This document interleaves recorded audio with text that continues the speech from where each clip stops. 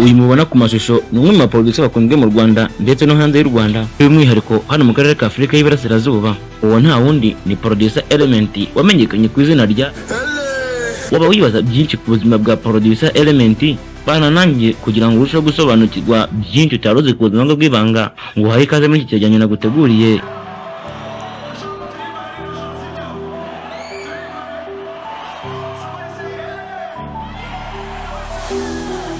Ubundi amazina ye nyakuri yiswe n'ababyeyi ni Mugisha Fred Robinson. Nitwa amazina nawe n'ababyeyi nitwa Mugisha Fred Robinson, ariko izina nkoresha mu kazi nitwa Element. Niryo izina nkoresha mu kazi kanjye. Yavutse tariki 25 z'ukwezi kwa karindwi umwaka wa 2000, avukira ku Kibuye mu karere ka Karongi mu ntara y'Iburengerazuba bw'u Rwanda. Yavukiye mu muryango w'abana bane, avuka ari imfura mu bahungu babiri ndetse n'abakobwa babiri. Inkomoko y'izina Eleeeh ryaturutse kuri Element yiswe na Mugisha, ariko yajya kumuhamagara akarihina akivugira L. Gusa nubwo yari yiswe izina ntiyagiyumvagamo, dore ko yiyumvagamo ryari Robinson, ariko ngo uko iminsi yagiye ihita yaje kuryiyumvamo biza kurangira nawe arikunze. Izina rya Element narihawe na manager wanjye cyangwa boss wanjye. Sinzi icyatumye arinyita, gusa twarabonanye mwereka ibikorwa byanjye, numva arambwira ati uri Element. I don't know why, sinzi impamvu yarinyise, ariko buriya hari impamvu kandi numva ari ryiza tu. Gusa burya bwose n'ubwo tumubona mu muziki, yakuze akunda gukina umupira w'amaguru, dore ko yanakinnye mu kademi k'ikipe ya Marine iherereye mu karere ka Rubavu mu ntara y'Iburengerazuba bw'u Rwanda. Kuri we indoto zari kuzibera umukinnyi w'umupira w'amaguru. Uyu Mugisha Fred Robinson uzwi nka yakuze akunda no gushushanya, kumva ko igihe adahiriwe n'umupira w'amaguru azibera umu artist ukomeye cyane. Ibi kandi bikwiyongeraho ko kubera akundaga igisirikare, dore ko na se umubyara nawe yari umusirikare. Kubikora bya professional maze imyaka 2 ndi gukora muziki, ariko ugiye mu kuvuga ngo natangiye ryari gukora umuziki, natangiye gukora umuziki muri 2012 ndi muri primaire za secondaire n'indi muto nganaga nawe. Gusa ibi byose byaje guhinduka ubwo yarageze mu mwaka wa mbere w'amashuri yisumbuye, aho yatangiye kwiyumvamo mu muziki, akaba ari yatangiye gucuranga gitari. Umwanya yamaraga ari gukina umupira w'amaguru yahise awuharira gukira igitimi rya gitari, maze amarembo y'umuziki kuri we aba yafunguye atyo. Uyu musore tubona ko ibi byose ntiyigeze yiga ibya production, uretse gusa amasomo yahawe n'Abanyanigeria mu gihe kingana n'amezi 6 gusa, nayo akayahabwa hifashishijwe uburyo bw'ikoranabuhanga.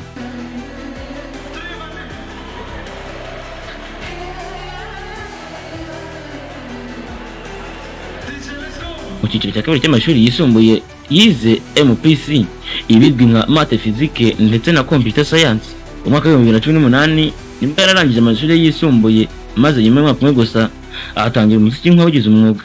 Umuhanzi wa mbere yakoreye indirimbo ni Dani Vumbi, gusa indirimbo ya mbere yakoze igakundwa n'abatari bake ni Hands Up ya Bruce Melody. Iyi ndirimbo igisohoka nibwo hahise hashyirwaho gahunda ya guma mu rugo yo gufasha benshi muri icyo gihe cya COVID-19. Nyuma y'indirimbo Hands Up ya Bruce Melody, yakoze izindi ndirimbo nazo zaje gukundwa, abayigaruriye imitima y'abatari bake hano mu Rwanda ndetse no hanze yarwo. Zimwe muri izo ndirimbo zakanyujijeho zikabitse zigacika, harimo Ikinyafu ya Keniso afatanyije na Bruce Melody, Nazibaye ya Juno Kizigenza, Jory ya Keniso, Caterpillar ya Bruce Melody, Inana ya Chris Easy ndetse na Raruro ya Juno Kizigenza. Indirimbo yakoze igakundwa n'abatari bake kuri uyu mubumbe ni Kashe, akaba ari nawe wayikoreye. Mfite amaproje menshi muri studio, harimo za Bruce Melody, harimo za Syntax, harimo ba Davis D n'abandi bo mu Bugande. Bayide ariko iri hanze ko natangiye gusohora uno mwaka indirimbo ya Dani Vumbi yitwa Muto, iri hanze njye wayikoze. So I'm using the project zikiri muri studio, I'm still working on.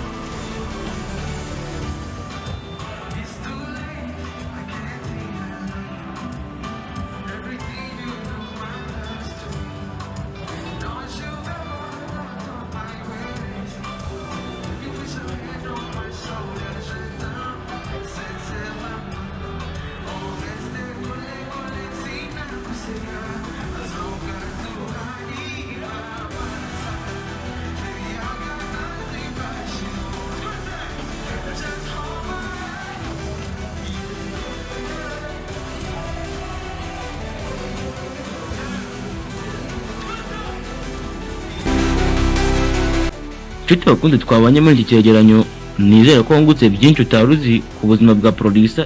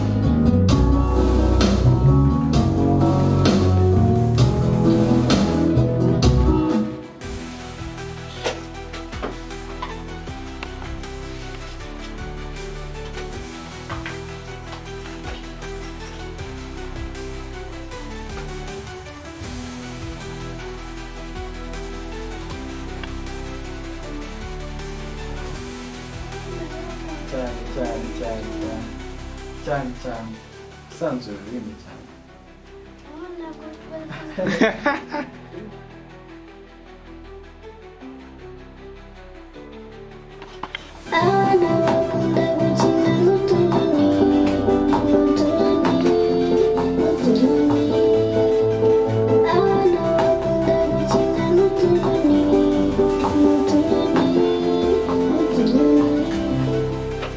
Waba ushaka kugura subscribe, watching time na views byo kuri YouTube? Waba ushaka kuzamura like, followers, views, comment, subscribe byo kuri YouTube, Instagram, TikTok, Facebook, Twitter n'izindi platform? Igisubizo nta kindi ni Mind Company Promoter. Akarusho ku bantu baguze full package ya subscribe, watching time, monetize tuyibakorera ku buntu. Ku bantu bakiri kugura subscribe 1000 turi kubongeza 100 banguka bonus tarashira. Twandikire kuri WhatsApp cyangwa uduhamagare kuri 073 41 94 043. Gira abantu benshi bawukurikira isi kubera nk'umudugudu uyora gatubutse. Amahoro y'Imana bane namwe.